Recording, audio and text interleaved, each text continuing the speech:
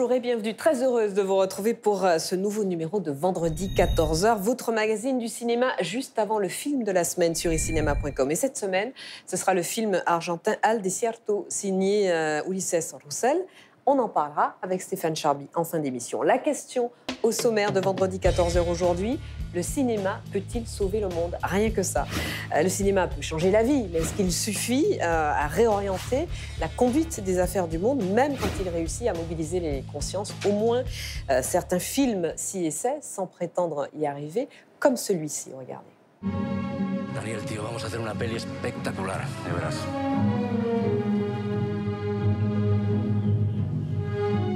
A ver, no me lo estoy inventando. Esto es lo que sucedió. Tenemos que contar lo que pasó. Es muy importante para la película, por favor. Sebastián, hay cosas más importantes que tu película. ¿Dónde chingados están mis indígenas? ¿Dónde puta madre está Daniel? ¿Ese es Daniel? ¿Tu madre es Daniel? ¿Qué hace aquí este cabrón? Nosotros, el pueblo de Cochabamba, comunicamos que si no se deroga la privatización de las aguas en las próximas 48 horas, iniciaremos un bloqueo indefinido en toda la ciudad y las carreteras.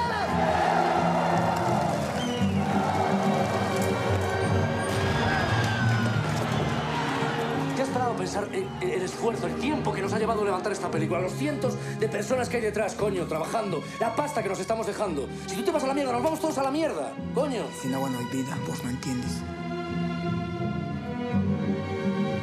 Un extrait du très beau film Même la pluie de la réalisatrice Iker Bolaïn, Même la pluie qui raconte la révolte d'agriculteurs et plus généralement de citoyens à Cochabamba en Bolivie. Ça s'est réellement produit. Révolte contre la privatisation de l'eau et c'est un film qui a reçu de très nombreuses récompenses. Alors le cinéma peut-il changer le monde?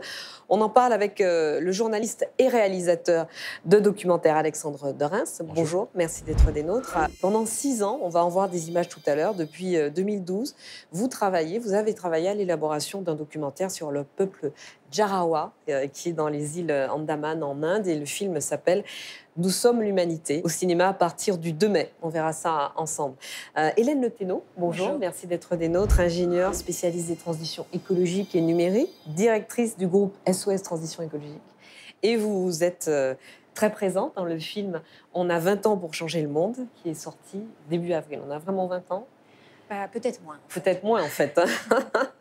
Audrey Tcharkov, bonjour, merci d'être des nôtres, directrice générale du Forum Positive Économie et vice-présidente de la Fondation Positive Planète. Vous allez nous parler de la 3e édition de la Semaine du cinéma positif. Ça se passe pendant le Festival de Cannes, en même temps, à côté, en quelque sorte. Et donc, ce sera au mois de mai. Et puis, Jean-Michel Bertrand est là également. Merci d'être venu jusqu'à nous, réalisateur de documentaires. Vous êtes natif des Hautes-Alpes. Vous avez réalisé un documentaire dédié à l'Aigle Royal, qui s'appelait Vertige d'une rencontre. Et puis en 2017, c'est le grand succès de La Vallée des loups, dans lequel vous rappelez à quel point le loup, qui est un animal qui vous fascine, est à la fois fragile et nécessaire à l'équilibre de la forêt. Alors, vous nous direz tous dans un instant si le cinéma est un outil militant pour vous, ou si montrer peut aussi changer. D'abord, on fait un point rapide avec Anne Le Gouche.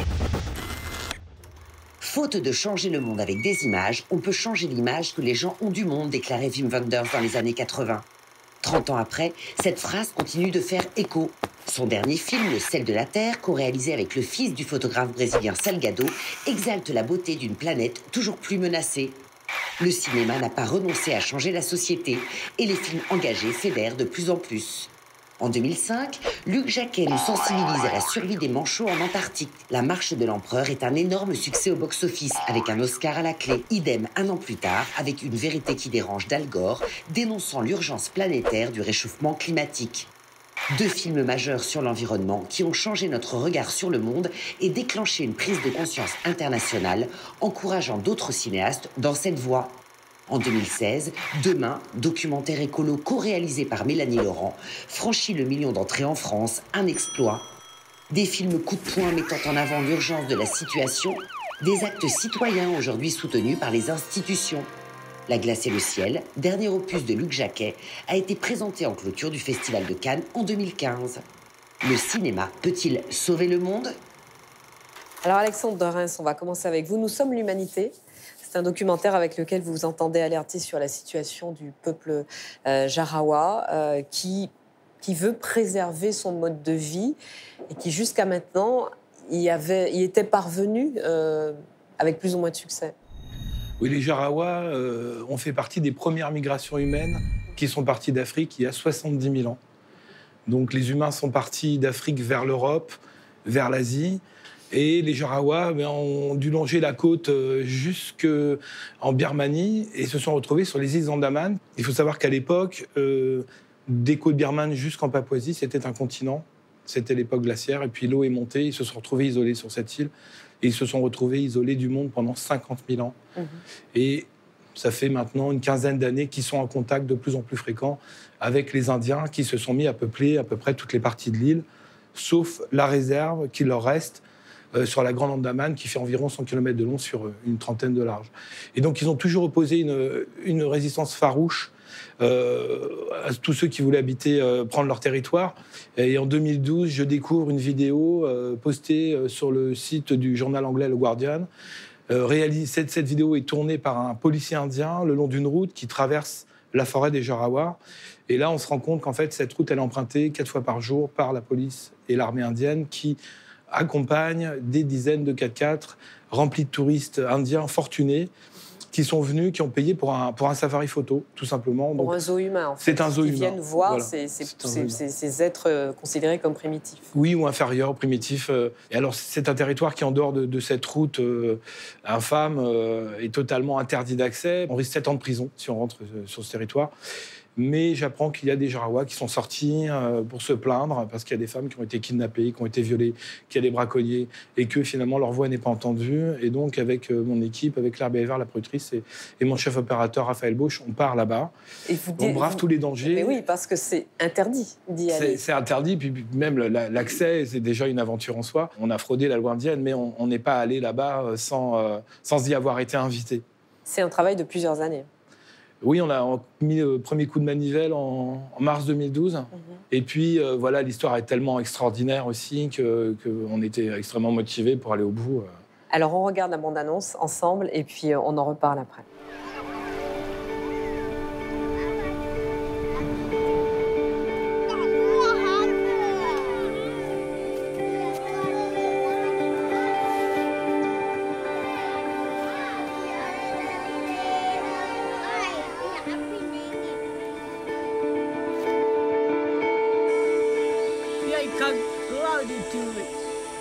Kami hode siapa pikir bihannya. Waduh ikut lah po tinggi mah. Kau tahu di tisu. Kau dah nak tu. Alam ini ucap orang ini orang ini. Iya ke lah. Orang aktif pada. Orang nak juga pada kekal. Saya datang ikut kali lah tu, dia bertanya itu apa.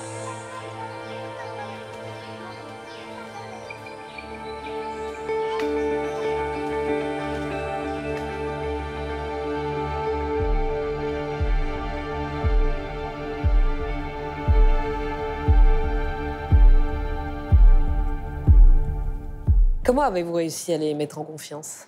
Alors déjà, les guides qui nous ont accompagnés les connaissent bien, donc ils les ont prévenus de notre arrivée. Il faut prendre un petit bateau, faire des heures en pleine mer, par une nuit sans lune. Il faut marcher pendant des heures, des jours dans la jungle, parce qu'ils bougent tout le temps, ils sont semi-nomades. Le clan qu'on a rencontré compte une soixantaine d'individus. C'était vers 18h dans une clairière, et une femme avec son bébé et une petite fille sont arrivées à notre rencontre. Et puis elles se sont mis à chanter, parce qu'ils chantent tout le temps, vous allez voir dans le film. Et voilà, ils nous ont accueillis. Et on a vraiment créé des liens, puisqu'on l'a filmé sur 4 ans, 5 jours par an, parce que c'était extrêmement dangereux de ne pas se faire attraper par l'armée, etc. On a fait vraiment attention de ne pas avoir d'impact, et puis de rien, leur demander de rien changer, juste les filmer tels qu'ils sont et retranscrire le plus fidèlement possible l'expérience qu'on a vécue, leur message, et puis au-delà de ça, leur bonheur extraordinaire. Et pour eux, tout est occasion à émerveillement. La nature, rien de mal ne peut arriver de la nature. Il y a même un moment du documentaire où l'un des personnages reparle de tsunami de la fin de l'année 2004 en disant mais cette grande vague qui a tout submergé, ça nous a apporté énormément de poissons, on n'en a jamais autant mangé, donc pour lui, c'était pas du tout une catastrophe. Mais c'est assez incroyable parce que pendant le tournage, on avait seulement une partie de la traduction. Donc, moi, pour m'assurer de la véracité, en général, je pose la même question à différentes personnes, à différents moments. Et puis, après le tournage, on a pris les guides, on les a mis dans une chambre d'hôtel pendant 10 jours, on a traduit mot à mot. Et là, d'un seul coup, tout est arrivé, toutes les phrases fantastiques, merveilleuses. Quand Onia dit on a l'air différent, mais on est tous bons. Quand Takulu explique qu'il ne chasse que ce qu'il mange, toutes ces valeurs humaines extraordinaires qu'il porte. Cette histoire de tsunami est incroyable parce qu'il y a eu 165 000 morts. Oui. C'est un traumatisme, et alors pour eux, c'est un festin. Parce que rien de mauvais peut arriver de la nature. Alors, vous défendez leur cause parce que là, ils sont menacés d'extinction, soit par les maladies, soit par l'exploitation, soit par le fait que leur culture et sa spécificité leur est déniée par le pouvoir indien. Et en fait, ça marche déjà parce que vous avez lancé une pétition qui a recueilli plus de 250 000 signatures. 245 000 pour l'instant. Et 245 000 signatures sur le monde. À part la Corée du Nord et 2 ou 3 pays où il n'y a pas d'accès Internet, il y a des gens qui ont signé de partout. Cette histoire, elle transcende parce que les Jarawas sont nos ancêtres, même s'ils sont les ancêtres des Asiatiques. Ce sont les mêmes populations qui ont donné naissance à tous les humains de la planète aujourd'hui. Et finalement, tout le monde se retrouve dans ces valeurs humaines, viscérales. Oui, on est très fiers de ça. Audrey Tcherkov, je vois, vous voyez très émue par les images qu'on a vues. C'est tout à fait le genre de film qui rentre dans le cadre de la semaine du cinéma positif et puis de votre action à la Fondation. Oui, alors la Fondation Positive Planète a créé la semaine du cinéma positif il y a 3 ans. Positive Planète, pour redonner quelques éléments de contexte, se bat sur le terrain depuis 20 ans contre la pauvreté et l'exclusion en France et puis à travers le monde, dans 35 pays. Et nous avons lancé plusieurs actions de plaidoyer pour faire entendre nos messages auprès du grand public et des pouvoirs publics aussi. Et nous étions présents à Cannes avec un dîner de fundraising assez classique finalement pour lever des fonds pour financer nos actions sur le terrain depuis plusieurs années.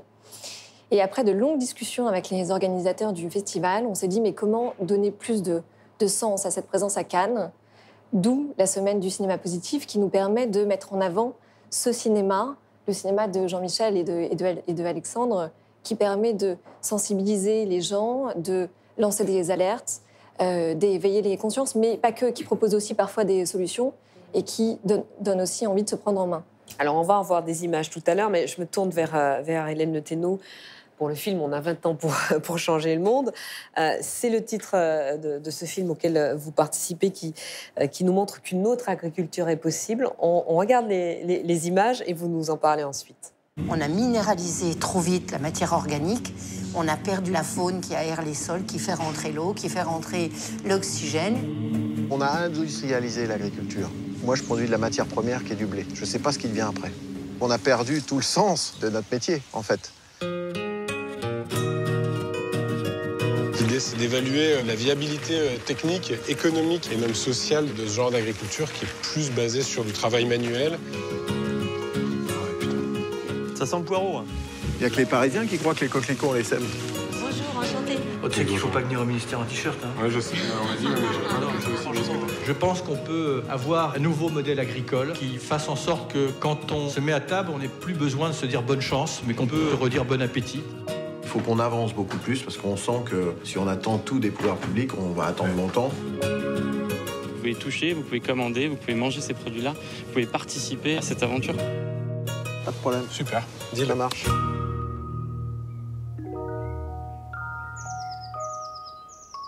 Réparer le monde, ça commence par réparer l'agriculture et le système alimentaire mondial. Oui, alors c'est l'idée de fond dans ce film, c'est de montrer à la fois les défis qu'on a aujourd'hui, l'état des sols et des terres arables qui est très mauvais, y compris en France. On pense souvent à la désertification, mais même en France, 60% des sols sont très fortement dégradés. Donc c'est pas une bonne nouvelle, c'est-à-dire qu'ils sont tassés, érodés, minéralisés, et que la capacité à produire de l'alimentation pour tous, elle se pose de manière aiguë en France comme ailleurs. Donc dans ce film, la réalisatrice Hélène Médic a choisi de présenter des différents personnages et acteurs de la transition agricole. Et les premiers, c'est les agriculteurs. Donc là, on a vu Vincent Louot, qui est un agriculteur conventionnel, céréalier, qui lui-même a été gravement intoxiqué par des intrants chimiques quand il était jeune, et qui maintenant, et seulement maintenant, finalement, décide d'entamer la conversion de son exploitation vers des pratiques agroécologiques. Alors, au-delà des agriculteurs, il y a les pouvoirs publics, on le voit. Donc on a interviewé des ministres, des élus, qui nous disent, en gros, le politique est incapable de traiter les enjeux de moyen et de long terme. On est pris dans l'urgence, on n'y arrive pas.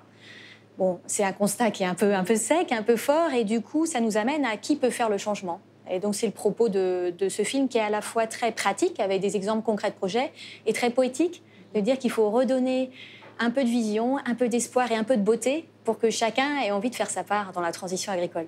Mais c'est un film qui rappelle un peu, qui a évidemment son originalité, mais qui rappelle un peu Solution locale pour un désastre global de Colin Serrault. Il est un peu dans la même lignée, lequel film a plus d'une dizaine d'années d'ancienneté. Et quand on voit les deux, on se dit, mais c'est super intéressant. Mais c'est un constat un peu triste de se dire qu'en 10 ans, finalement, peu de choses ont changé. Alors, peu de choses changent si on fait confiance uniquement soit au pouvoir public, soit à l'individu. Donc nous, on pense qu'il y a une catégorie intermédiaire qui est de monter des projets de territoire avec un ensemble d'acteurs, avec certes des citoyens, mais aussi des entreprises et des collectivités. Donc de créer des projets à la convergence des besoins des uns et des autres. Alors c'est ce qu'on voit à la fin du film, c'est le projet sur Cœur-d'Essonne, sur une ancienne base aérienne de plus de 70 hectares. On crée une grande ferme, on installe une douzaine de jeunes agriculteurs, on développe des ateliers de transformation, du fromage, un paysan boulanger, bref, on répond à une demande locale. Et là, on va aller donc réconcilier les envies des jeunes agriculteurs qui s'installent et la demande d'une alimentation saine pour tous des habitants du territoire ou de l'Île-de-France. Voilà. Alors Jean-Michel Bertrand, on a parlé de nos ancêtres, les Djarawa, on a parlé du rapport avec l'humain, on a parlé du rapport avec les sols, avec la nature. Avec vous, on parle du rapport au vivant, la biodiversité dans son ensemble. Vous nous parlez de la rencontre avec l'autre en tant qu'animal et de tout ce qu'il a de commun avec nous. Est-ce que vous diriez que votre film, La Vallée des loups, dont on va voir des images aussi, a démontré au grand public à quel point cet animal pouvait être proche de nous et à quel point il est indispensable? Je crois qu'on essaie de creuser un petit sillon et je crois que tout est vraiment lié, quoi. Quand j'entends ça, quand je vois les Djarawa, des gens qui disent aujourd'hui « Oh, c'est beau chez nous », vous parliez des Hautes-Alpes, justement. J'y suis né, j'ai 58 ans, bientôt 59, et je trouve que c'est beau chez moi. Et c'est quelque chose qui aujourd'hui, paraît complètement anodin, léger, mais en fait, c'est fondamental. C'est aussi fondamental de savoir ce qu'on mange. Donc, en fait, tout est complètement lié, et on ne peut pas faire le tri. C'est-à-dire que le loup, là, au milieu, pour moi, il est très intéressant parce qu'il est quelque part un indicateur. C'est-à-dire un indicateur de fantasme, de délire. Et comme je dis toujours, on s'intéresse au loup, on découvre les humains avec leur délire, etc. Donc on a besoin j'avais besoin au travers de ce film, non pas de réhabiliter l'animal, mais simplement de le remettre à sa place de prédateur, tout simplement, qui fait partie d'un équilibre biologique. Et aujourd'hui, on est dans... C'est très bizarre parce que c'est un peu paradoxal. On est dans un monde où on a de plus en... Le public, je pense, le grand public, a pris conscience de plein de choses. Les politiques sont très en retard. Et puis, il y a des îlots d'obscurantisme que, malheureusement, une certaine presse et certains politiques exploitent parce que c'est facile. Et en fait, c'est pareil pour les migrants, c'est pareil pour tout. En fait, c'est des schémas humains. Et donc, moi, ce qui me plaît dans ce type de cinéma, c'est qu'on retrouve, tout se recroise et on essaie petit à petit, évidemment, sans ambition de creuser un petit sillon. Finalement, on essaie de changer le monde quand même, en faisant sa part, comme dirait Pierre Rabhi avec l'histoire du colibri. Est-ce que votre caméra est une caméra militante? Complètement. Et j'avais envie de dire une petite chose. C'est vrai que on se sert du cinéma comme d'une forme d'arme. Mais j'ai aussi adoré, avec ce film, rencontrer le public. C'est ce partage en direct avec le public, et c'est là qu'on se rend compte qu'un film a quand même une forme d'impact. Alors on regarde la bande-annonce de La Vallée des loups. Si vous n'avez pas encore vu ce film, il faudra vous précipiter dessus. Il faut que je me trouve un endroit pour dormir. Je crois que je vais dormir là, voilà. Il faudra pas que je bouge trop cette nuit, mais bon. Je prends conscience que chercher un loup là-dedans, c'est un peu comme chercher l'aiguille dans une botte de foin. Ouah. là. Oh, c'est grave. Ah, ben c'est là qu'il faut que je pose une caméra.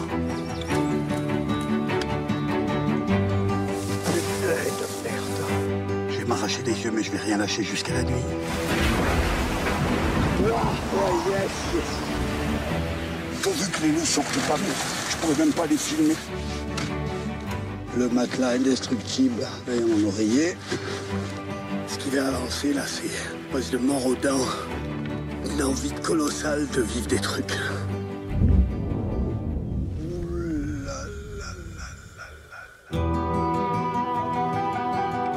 Le loup sauvage, avec son retour, il apporte une autre dimension. Il enrichit mes rêves. Il enrichit mes rêves.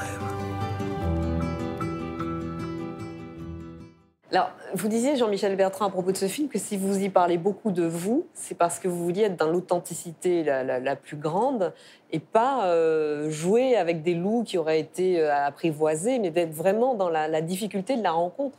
Oui, ben en fait, le film raconte ça. En fait, j'ai été assez toujours choqué par les films animaliers qui donnent un regard un petit peu impalpable des animaux, c'est-à-dire on a l'impression d'être avec eux, mais on ne comprend pas comment ça a été fait. Donc, quelque part, ça crée une distance. Et moi, ce que j'avais envie de faire, c'est que les gens s'identifient à moi et de faire un film sur le chemin. En fait, c'est pas un documentaire sur les loups, bien évidemment. C'est le chemin. C'est-à-dire, vous vous dites, bah tiens, j'ai envie de voir des loups. Comment on fait? On part. Et en fait, c'est tout ça. C'est ce parcours un petit peu de détective, mais aussi surtout un parcours initiatique et un côté très philosophique de ce rapport à la nature qui nous entoure et qui fait prendre un énorme recul et qui nous fait joindre tout ça, justement, ces peuples primitifs, ce regard qu'on a, cette nature indispensable dont nous dépendons. Donc le film raconte ça. Et en fait, c'est en ce sens qu'il est aussi militant. Je reviens à vous, Audrey Tcherkov, avec la semaine du cinéma positif. Cette année, le thème de la semaine, c'est la condition des femmes. Oui. C'est un thème dont vous aviez décidé bien avant qu'il ne s'occupe de l'actualité en permanence, même si la condition des femmes, c'est un sujet très ancien. Oui, exactement. En fait, c'est un thème que nous avons choisi parce qu'il nous tient à cœur, parce que nous aidons les femmes vulnérables à travers le monde depuis 20 ans sur le terrain. Et puis, alors évidemment, ce contexte a fait que, il n'était plus que jamais essentiel pour nous d'en parler. Nous organisons donc plusieurs tables rondes. Je vous invite donc tous à y venir, puisque c'est ouvert au grand public sur la plage du CNC le 9 mai prochain, pendant le festival de Cannes, où nous allons parler du rôle des femmes dans le cinéma. Alors, il faut savoir qu'en France, on n'est quand même pas très bien placé, puisque seulement 26% des réalisateurs sont des femmes. Et je pense que c'est absolument indispensable qu'on se mobilise tous pour justement essayer de faire bouger les choses et les lignes. Donc ça va être 5 débats cette année, suivis de projections en plein air, ouvertes au grand public, dans la ville de Cannes.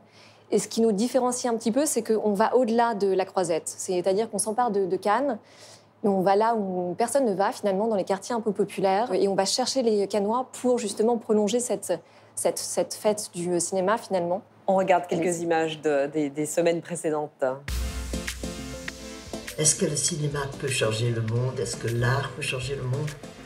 Le cinéma est un formidable lieu d'éveil des consciences, d'où le cinéma positif.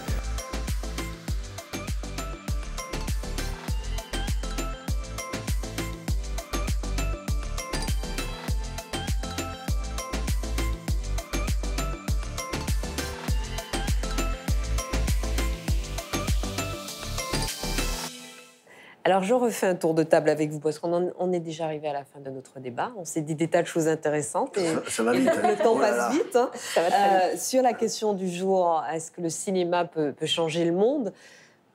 Si vous aviez à répondre à cette question de façon assez binaire, que diriez-vous, Alexis Norès?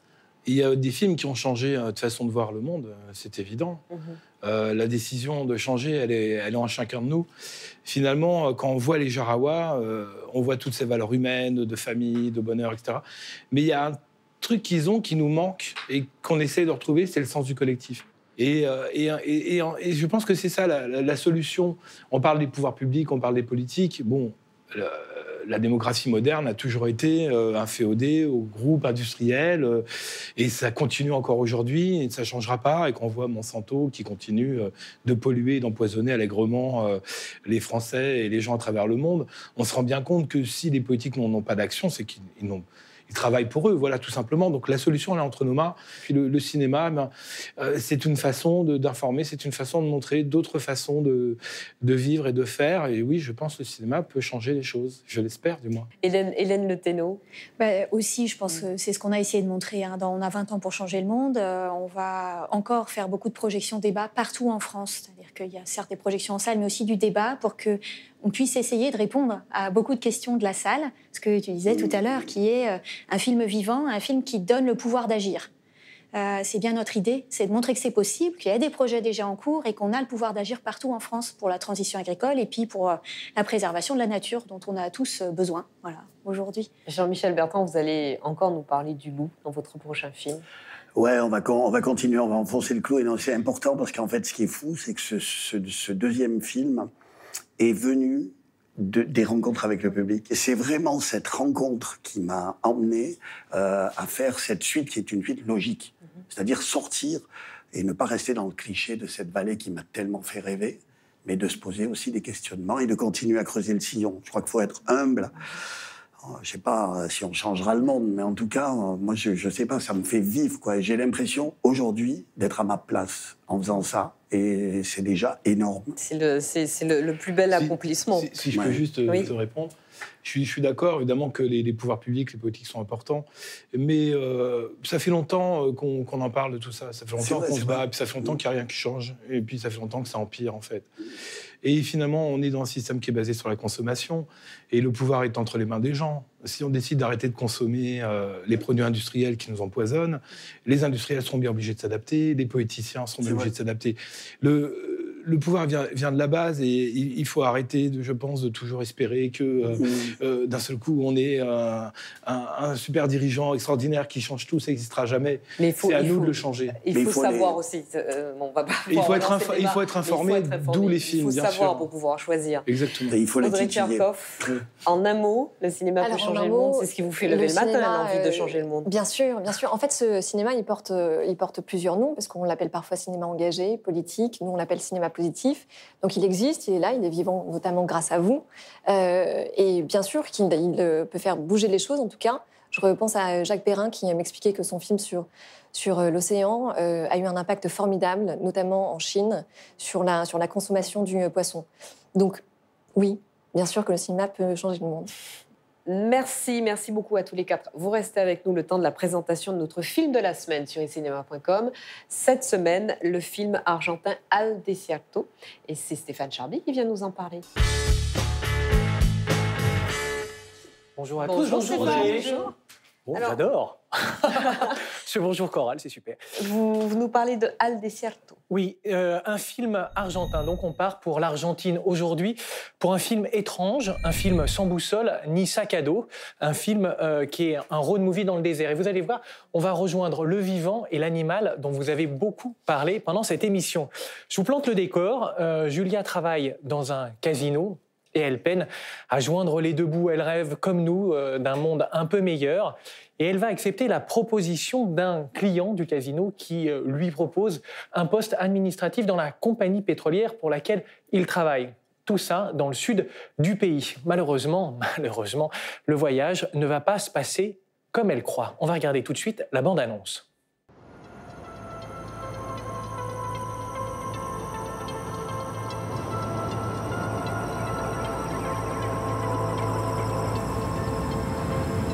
Some people say a man El sueldo me alcanza para pagar el alquiler y nada más. Sabes que escuché la conversación y donde trabajo yo están tomando gente. Te puedo averiguar si te interesa. Sí me interesa. ¿Lejos? No falta mucho. ¡Tranquila! ¡Cierra la puerta, Julia!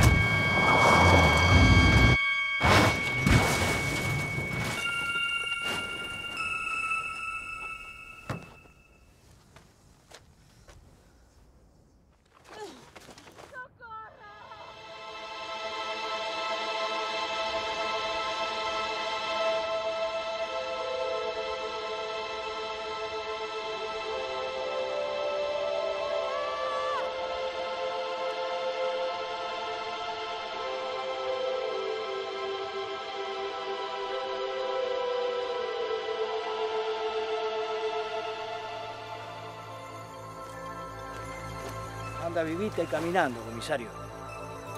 Pasa que acá el corazón o el olfato. ¿Y qué seguimos, la corazonada o el olfato? El olfato, comisario. La ciencia.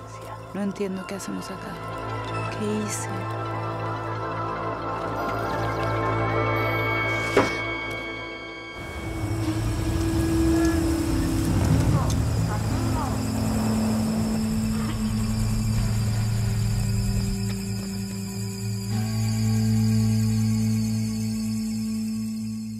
Je ne sais pas si le cinéma peut changer le monde, mais assurément, il peut changer notre relation au monde, notre représentation du monde. Et la représentation du monde, c'est toujours une relation à l'autre. C'est de ça dont parle le film. Cette confrontation à une nature hostile, elle met quoi? Elle nous met à l'épreuve, nous, hommes civilisés. Et c'est ça qui est intéressant, quelle est la part de l'animal qui ressurgit quand on se croit maître de tout. Et ce film, en ça, il nous renvoie à un film que vous avez probablement vu, Audrey, en 2002, Gus Van Sant, Jerry, ces deux personnages qui vont se perdre dans l'immensité de ces paysages. Et ben, je crois qu'il faut aborder Al Desierto comme le film de Gus Van Sant, se délester de tout pour mieux se perdre. Et puisqu'on parle de Gus Van Sant, on peut aussi aller voir le dernier Gus Van Sant, Don't Worry, You Won't Go Far on Foot, qui est un très bon film. J'adore, ça rebondit, voilà. C'est le pep sur cette émission. Écoutez, c'est une émission de cinéma, donc on parle de cinéma. Merci beaucoup Stéphane, merci à tous. Eh bien, le cinéma continue sur cinéma.com. On se retrouve la semaine prochaine pour un nouveau vendredi 14h. D'ici là, bon film. Merci.